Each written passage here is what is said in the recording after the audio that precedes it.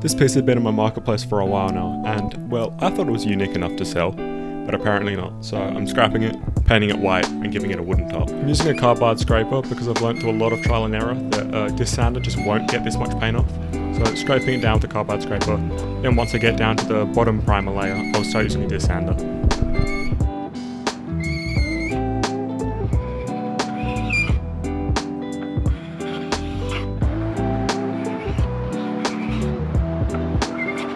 As you can see, I started getting a little frustrated, so I moved on to the disc sander a little early. Probably shouldn't have wasted 2 or 3 disc sanding pads, but it was faster. Like, you push down enough pressure, you ruin the pad, but it gets it done.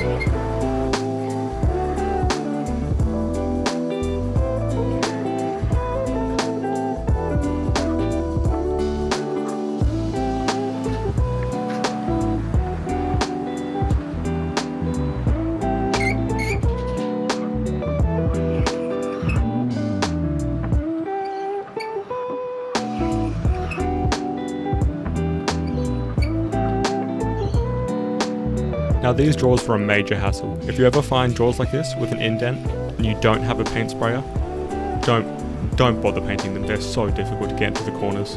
It looks terrible if you don't have a paint sprayer.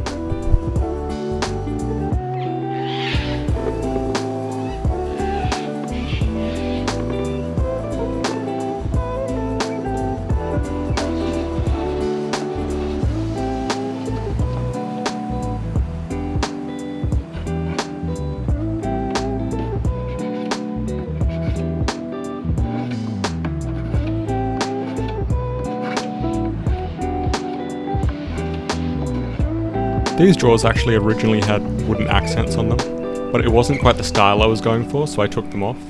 I used a variety of different ways. I tried out a router, I tried a chisel, and I tried a multi-tool. The chisel was not great, but the other two worked okay. The chisel actually left these big holes you can see I had to fill with polyfiller. I was just a bit too aggressive with it. The multi-tool and the router, which is a lot more safe to use. Now as I was scraping them down, I decided it's probably best to remove all the polyfiller and just try sand down the wood underneath. I think it'll give it a better finish.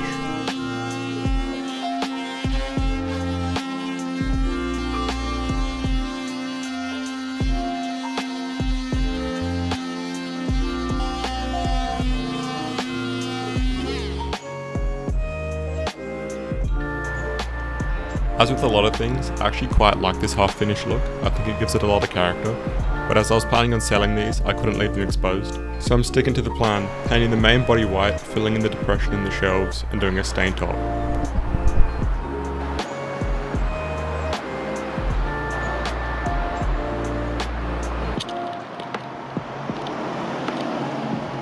After I filled in the depressions, I got to sanding.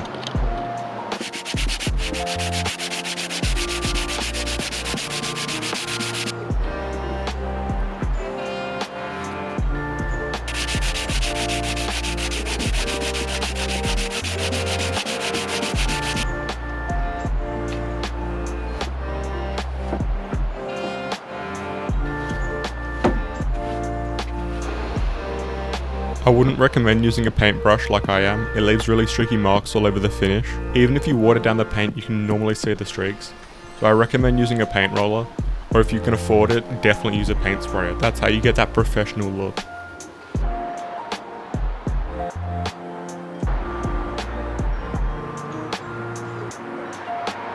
This is what I meant before about painting on an indented piece without a paint sprayer. Getting in the corners, the paint just lays up on itself and it gets really hard to paint. So I'd definitely recommend using a paint sprayer if you have one.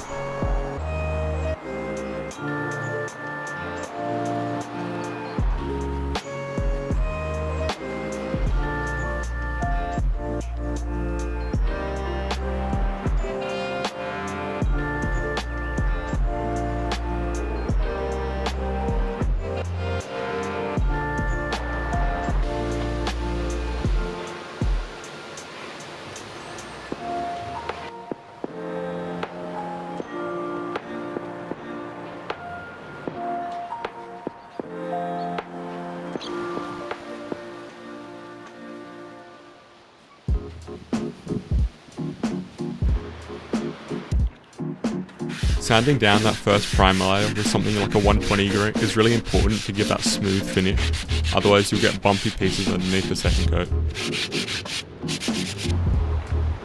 Here I'm putting on the first and also second coat of a chalk white paint.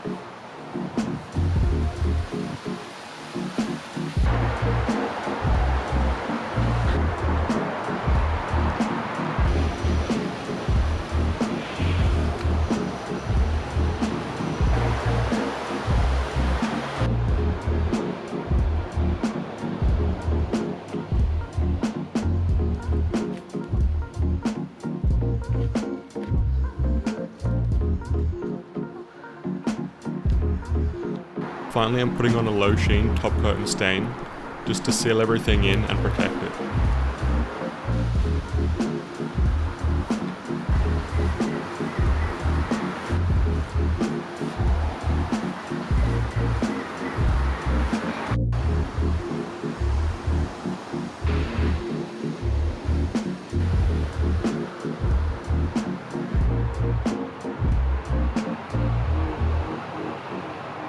I plan to learn how to lay the interior fabric of cabinets, as I want to truly make quality pieces.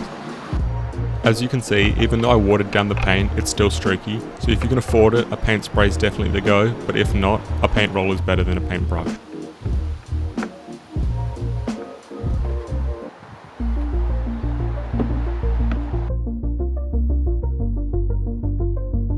Now this piece I actually picked up for free from Facebook Marketplace. The paint was only $12 and the pools were only $9, so it only took me $21 to refurbish this piece.